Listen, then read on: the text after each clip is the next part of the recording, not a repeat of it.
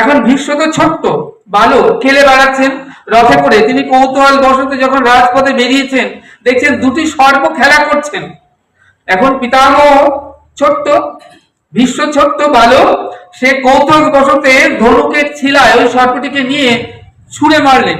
যেখানে ছুঁড়ে মারলেন সেটি একটা কাঁটা যুক্ত একটি বৃক্ষ গাছ, এবং সর্পটি কি হলো, কাঁটার মধ্যে বিদ্ধ হয়ে গেল জর্জরিত হয়ে, এবং সে অসহ্য যন্ত্রণা ছটপট ছটপট করতে করতে যখন মৃত্যু মুখে পতিত হলো, মৃত্যু মুখে পতিত হওয়ার সময় অভিসম্পাত দিয়ে গেল পিতামহকে, যে আমি যেমন কাঁটায় কণ্টক জর্জীর্ণ হয়ে যন্ত্রণায় ছটপট করতে করতে আমার মৃত্যু বরণ করছি, মৃত্যু মুখে পতিত হচ্ছি, হে ভীষ্ম তোমাকেও মৃত্যুকালে এমন ভাবে যন্ত্রণায় ছটপট করতে করতে তোমার মৃত্যু হবে।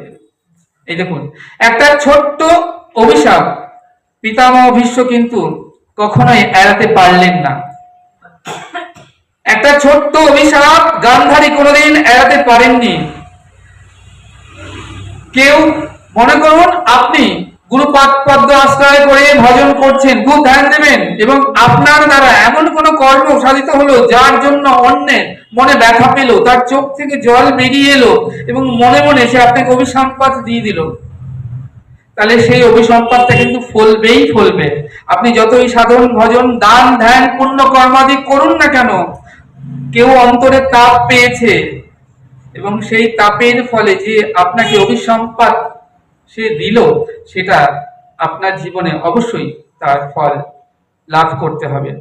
সেই কষ্ট থেকে আপনি কখনো নিবৃত্তি লাভ করতে পারবেন না, এমনকি সাধন ভজন দ্বারাও আপনি সেই কষ্ট থেকে নিবৃত্তি পরিত্রাণ পাবেন না।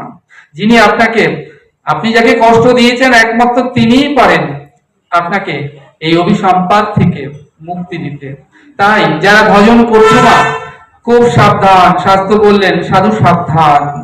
দেখো, অপরাধটা দুভাবে হয়, জানতে হয়, আমি জেনে কাউকে কষ্ট দিলাম, অজান্তে হয়।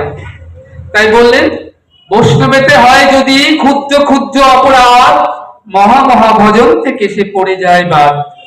তাহলে তুমি সাধন ভজন করে যত উঠছো, ওই লুডু খেলার মতো সাপ আর মই বেয়ে ভজন ঘরে তুমি পৌঁছাবে, আর এক পদক্ষেপ এগোলেই সাপের মুখে পড়লে কি হয় গো, একদম নিচে। তাহলে খুব সাবধান। শাস্ত্র বললেন সাধু সাবধান।